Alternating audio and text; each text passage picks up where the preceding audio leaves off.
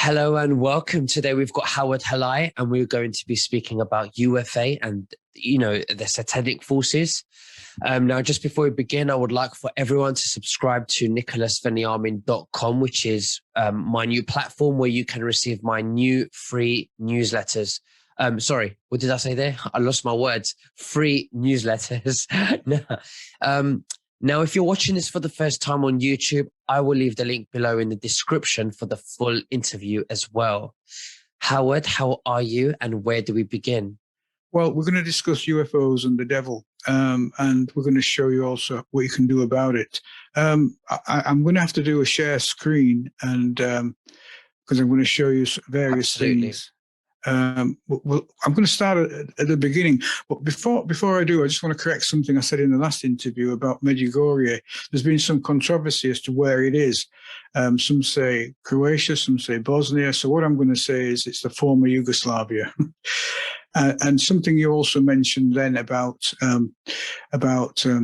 the Antichrist. The church was warned at Garabandal in northern Spain by the Virgin Mary when she appeared, and she said many priests, bishops, and cardinals are going to perdition. And this obviously happened with all the crime in the church. The other thing is that Archbishop Vigano, even yesterday or the day before, condemned the Pope because he said he's sounding like the New World Order in everything he's doing. So it's we're in a very, very dangerous situation from a spiritual point of view, and we don't really know where it's going to go. But anyway, let's go on to the moon and other things. And I'm just going to give you a bit of background because I know it's going to be a short video. So that's the last thing I want. Okay, so what we've got here is a bit of background. The reason I investigated extraterrestrials because, as you know, I'm a Subud member, and there was once a Mexican Subud member who told Bapak about the sighting of a UFO at a place near Guadalajara. She described how these spacemen had landed in their spacecraft and walked out of it in the full sight of many people. Had Bapak any comments on this? Bapak asked, and I suppose these spacemen spoke English, or was it Spanish? The quip did not quell her curiosity. Good for her, I thought, and she looked on at Bapak expectantly. Bapak said, if you only knew what this means, you will not sleep of nights, and did not say any more to her or me. It seemed to me that although Bapak did not wish to keep anything from us, he was judicious about the time and place at which he let himself go. And this is from a memoir of Subud, Book 3 by Verinda Vitacci. Just to show you who Verinda Vitacci was, he was director of the United Nations Population Fund from 1975 to 79. And during his time, the depopulation agenda was taken off the UN. And he simply said, look, this is God's work. We don't have to intervene. He later became the executive director for external affairs of UNICEF. That's the Save the Children's Fund. He was effectively Deputy Director General of the UN at that time, or a Deputy Director General. And this is a photograph of Verinda Vitacci there. And that's me at a conference. So I didn't just drop out of a tree. I was around at these times. Sure. So, the Deputy Director General of the UN and myself on the recording team. So I looked into UFOs, and what I found was quite kind of disconcerting. The first thing I found was that the astronauts had noticed that the moon was cloaked. It was cloaked in a green light.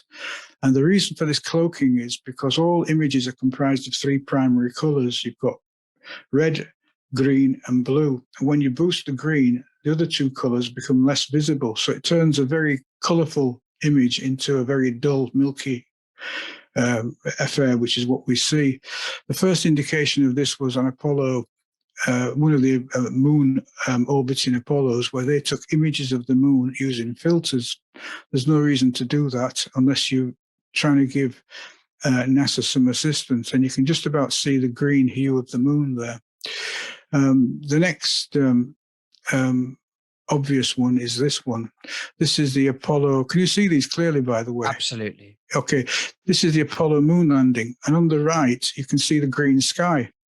And this is the Apollo 11 magazine. So these are the 128 photographs taken by the Apollo crew And this is what we were shown. And it says there, levels adjusted. So they've obviously taken out the green. And what they've done is, just for those, they've made it look sort of normal, where they decided to show us things. Now, interestingly, when Neil Armstrong landed on the moon, they made him a viewer so that he could actually see what the moon really looks like. And it actually resembles Mars in that it's kind of reddish. And you can see the viewer there. That triangular thing is the window in the lunar landing craft on the moon in 1969. And that's what the viewer was showing Neil Armstrong. And just to prove it, here's an image of him on the surface of the moon in 1969. And there's his de-cloaking viewer. That's Neil Armstrong in the lunar excursion module on the surface of the moon. So you can see that's slightly more pink than the background, even from that angle, and that's Neil Armstrong. So that's essentially an amazing photograph that a lot of people won't appreciate what it means. Any questions so far, or are we with it? Yeah, we're with it. Very good. Okay, so let's go further on and look at the technology. Oh, I've just seen that.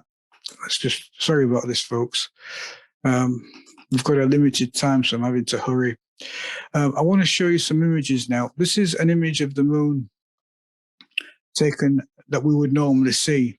Can you see that clearly? Yes. And it just looks a boring, dull image of the moon.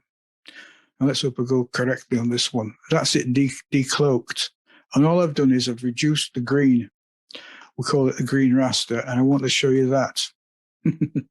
What is that? It looks like a top hat UFO that people talk about in the UFO community. So it's clearly not a natural object on the moon. It's an amazing sort of sight just by doing that from this image here. You can see it there, but it's indistinguishable. It just looks like, oh, that could be part of the moon's surface. So that's the stuff we've been up against. So anybody that goes onto these images, you can see them on Flickr. They're up there now. I would advise people to download them before they take them down, because I've caught them taking things down. So that's that one. A very interesting image. I want to show you. Let's have a look at this one. I'm not sure what's on. Oh yes, this is an image in October 1968. And you can see a triangular craft in outer space taken by the Apollo people. That's definitely not one of ours, and certainly not in 1968. Now, what it indicates, you're going to see some blue shift, slight blue on the corners. That's indicative that gravity control is being used, and I'm going to describe the mechanism of gravity control. Before I do that, I just want to show you some more extraterrestrial images, because that's one there that looks like a number 3, jagged edges. Right. Is he standing up? It's in the middle of space, is that thing, and that's the side of the Apollo craft, and this thing is just there. What happens is, I want to describe the way these things work. They appear and disappear, and they're only visible for a second or two. So literally, if you're watching a movie, you might just see something and think, oh, what was that? It must have been some dirt on the film or something, but it's not. It's actually how they operate. When they appear in our time space level, they appear for a second, then they disappear again. So you've got to be very, very careful. I literally looked at these videos and analyzed them frame by frame. There's a lot of work gone into uncovering all this. Now, I want to show you another one. And this is December 1972. And it shows you a Y-class, I call this a Y-class UFO. That, and that are gravity generators. They're at each corner of the craft. That's an official NASA photograph, and I've got all the number there so people can look at it. It's Apollo 17. Now, I want to show you another one. This is going to take us somewhere, so I'm going to refer to this later. Again, this is Apollo 12. It's the moon mission onboard camera. These videos have been taken down, unfortunately, so I'm glad I took them when the opportunity arose. And that looks just like a normal moon image that you would see. But look at it de-cloaked.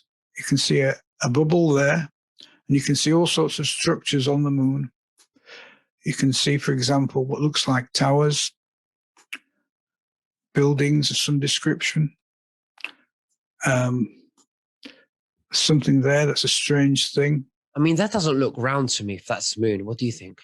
Oh, that's just because you see that there on the side. That's the view from the spacecraft. Oh, I see what you mean. Right. You know, they haven't got the cameras fully outside the craft. They've got it inside the craft somehow. And so what you're seeing is the edges of what was made available to us. There'll be some reason why they couldn't do that, maybe for radiation shielding or something. But there are all sorts of objects on there that just shouldn't be on there when you look at it very closely. And if you happen to be a pilot, you can see the orientation of these various things. For example, that looks like some sort of tower. That looks like a tower there. There are all sorts of things that just shouldn't be there. And the bubble, I'm going to come to the bubble. But before we do that, I've got another one here on Apollo 17. Now, this is very interesting. I won't show you all of this because we've got limited time, but I just want to show you this because I zoomed in on it. It looks a bit rude, but it's clearly not a crater. It's clearly an object that's been sort of intelligently created. And then you do see a lot of these blue streaks around, which indicates that gravity generators have been used. I'd like to go more onto this particular image, but I really can't because we haven't time. So I'll just leave that at that for now. We've seen everything we need to see, but I want to just point your attention to this because I'm going to show you a video in a minute. That and that are identical. That's the bubble that we saw in that previous image. Right. This is in outer space, filmed from the Lunar Excursion Module on Apollo 13, and it's showing the extraterrestrials giving us a mock-up of how they can save the astronauts who are running out of oxygen. They will create an atmospheric bubble. That's a mock-up of the landing craft so the astronauts would use to return to the Earth. This is their craft, and they showed us a mock-up of how they could save the astronauts, because if you remember on Apollo 13, the oxygen supply blew up. Those of you who have seen the film, and the astronauts could barely get back to Earth alive. They managed to devise some sort of scrubber mechanism to help them breathe and all that kind of thing. It was very, very touch and go. And the extraterrestrials did appear and did say, look, we can save you. We can show you this technology we have. Now, what they do to create that atmospheric bubble is not a physical object. They use artificial gravity. And by using artificial gravity, they can keep the air in a particular sphere. They do it on the moon. That's an image from the moon that I showed you earlier. So people that want to go back can have fun reviewing the video, going back and forth. What happens under that bubble is individuals, presumably extraterrestrials, can walk on the surface of the moon without a spacesuit. In other words, just as if we're on Earth, because they've created a gravitational field. They've filled that gravitational field full of atmosphere, whatever their version of air is, and they can walk on the moon without any spacesuits.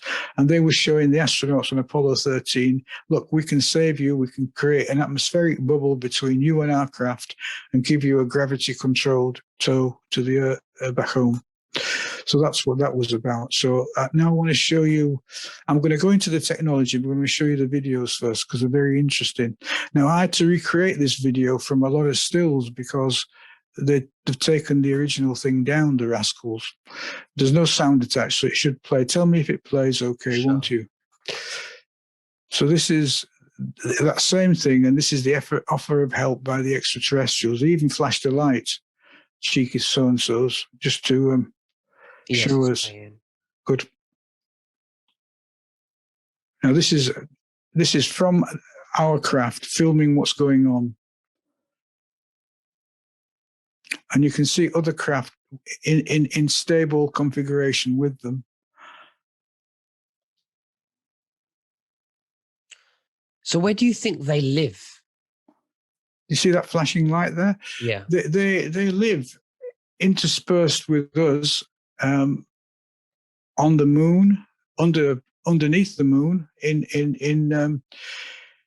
in caves, I suppose, in hollowed out sections. I'll just play that again because it's interesting. Just watch the way the bubble lights up and kind of diminishes in intensity.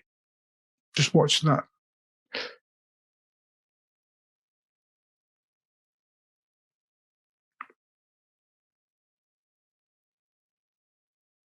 You see that? So, and then they flash a light at us as well. It did, yeah. Watch for the light flash. So that's an incredible image if you think about it. It's not something that is sort of normal. You can't find it because it's disappeared from YouTube. Obviously, somebody's decided that shouldn't have been put up, but at least you can see it now. What I suspect is in some of these craters on the moon, there are access points to underground civilizations. If you think about it logically, the moon doesn't have an atmosphere, so any meteorites hitting the moon are kind of dangerous. But if you're half a mile underground, it doesn't matter. You've got protection, and they've got the technology to sort of survive there all the time. But I do want to talk about the technology they use because this is important. How are we doing for time, by the way? We've got about 10 minutes left. Okay, let's just go into the technology. I describe it here. The reason I discovered it was in Bapak's ascension image. He showed us this image here. Now, this is a galaxy, and then it's turning blue, and just behind there is dark energy or a black sphere or a black hole. And what happens is, as you slow time down, the whole frequency spectrum shifts to blue. That's what he was showing us there. So from our perspective, we are seeing what I call blue shift. Now, this technology is used by the extraterrestrials in order to navigate from A to B. I will just give you an overview here. This is your craft. You have 3 gravity generators because you need 3 reference points to create a focal point. Mm-hmm. You need the X, Y, and the Z axis. Now, when you do that, a slight blue shift appears. Then the next thing you do, or you realize, is that these things go into ghost mode or the astral plane. And then when you turn your gravity generators off, you're suddenly at your destination. So you don't travel linearly at all. You travel in hops between different time stop situations.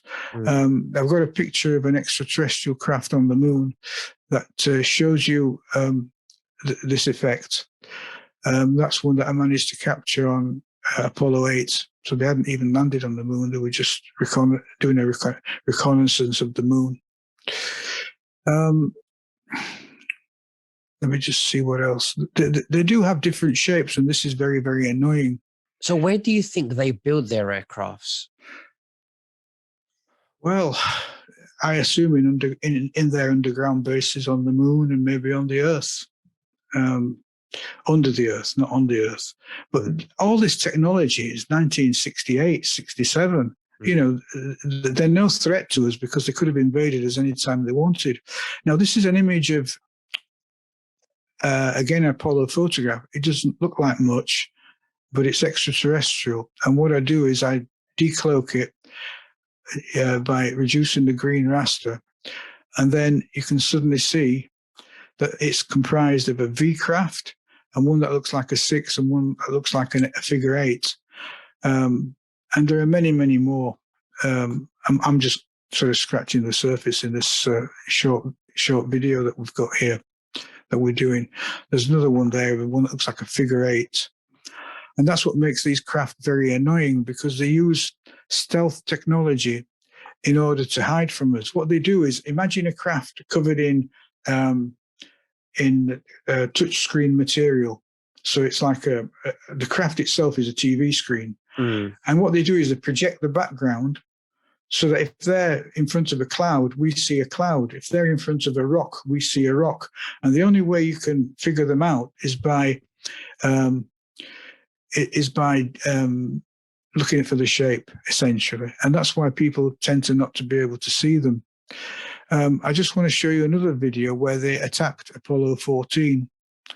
Now, this is a little bit annoying because it shows you that they're not all benevolent towards us. And what you're going to see is you're going to see the Apollo craft. You're going to see an ET craft, which looks like just like a U-shaped device or a half a D, appear. You're going to see it fire its gravity generators, creating this blue shift effect over our mothership. Then you're going to see the mothership go into a 360-degree spin. And what's important about this is the craft that needed to rendezvous with it had just taken off from the moon. And they had a limited supply of oxygen and food and everything. And they needed to dock with the mothership in order to get back home. So I had to reconstruct this from my stills.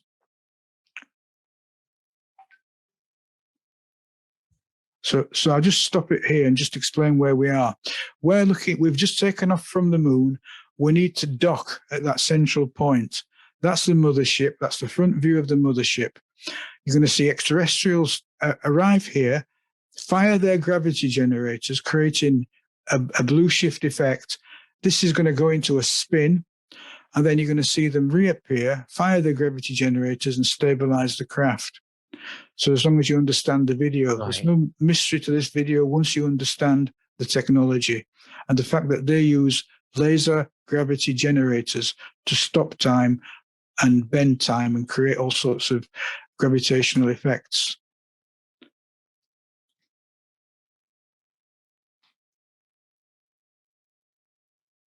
Now you can see the blue shift appear, and there's the craft starts to materialize. They've now destabilized our craft, and off it goes into a spin. Now you imagine you're needing to dock with that. You're terrified as an astronaut because you think you're not going to get home. You see all these other blue shift effects around the craft.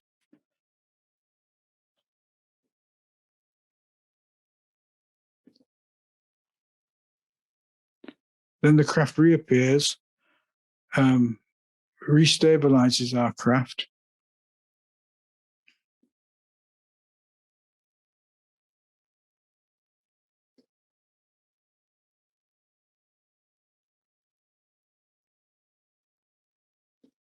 And then eventually the craft returns to the normal situation.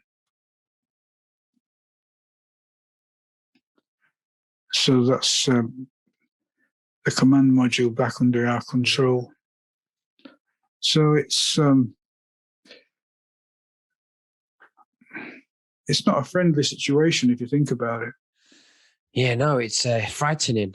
Yeah, but interesting. Yeah, very interesting. Because we don't know where they live, how they eat, what do they do to have fun, where they build their aircrafts, when they're not going anywhere, where is their base?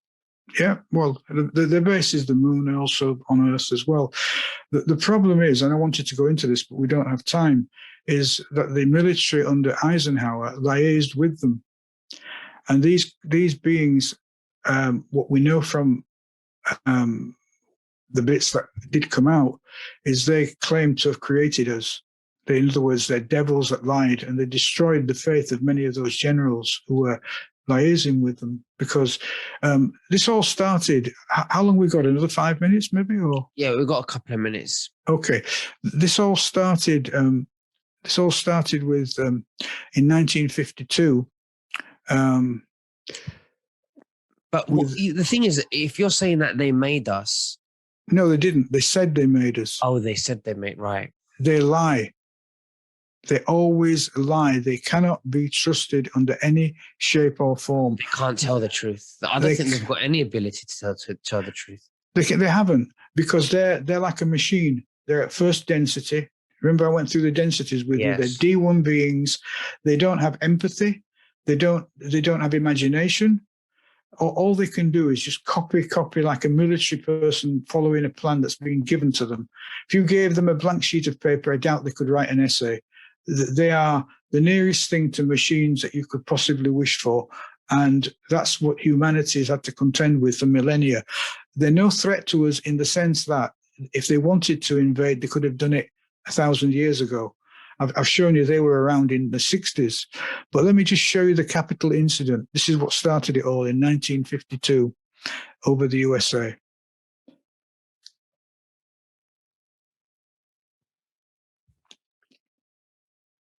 You can see the gravity generators around there creating their own aura around the craft. And they're also moving in strict formation. It's July the 12th, 1952. Shortly after that, Eisenhower came into power. I think Truman was in charge at the time, and he was the one that started. He was the one that started all the problems with extraterrestrial liaison, which I do go into the book, which is, you're going to put the links, aren't you, underneath the video, Ascension, on Amazon. In the UK, it's amazon.co.uk. That's why a lot of people couldn't get the book. But I go into the spiritual side of this, and I wish we had more time. If you ever encounter one of these beings or one of these craft, the best thing you can do is pray, because that prayer will raise your vibration away from their ability to control you. And you can understand how they can abduct people, because they can use these gravity generators and focus them inside a person's property. And then when they turn them off in a reverse way, you're abducted straight through a wall, and nobody believes you. They say that's impossible. Well, it's not impossible, but you have to understand the technology. And maybe we should do another interview where I can go into it in more depth, so that we can understand exactly how we can defeat these people, these beings, because they've been known throughout history as jinns, devils, Anunnaki, the Chitahuri. There's so many names for them. But I hope I've given the viewers, your viewers and listeners, enough evidence to show these things are real. I think you've done a fantastic job putting that together, and thank you so much for showing that. It's been a very tight day with interviews today, and there's been a little bit of a confusion on the calendar, so I do apologize about that. But definitely next time we'll go through it in depth, and I would like to thank you very much for that. Thank you. Is there anything that you want to say to the listeners? Go onto my site, YouTube site, Ascension Subud, Subud, and there's more information on there that people may be interested in. But I'll give you the links. Send me the links, and I'll put them below in the description, and so people can check it out. And thank you very much. And once again, God bless. And you too. All the best. Bye-bye.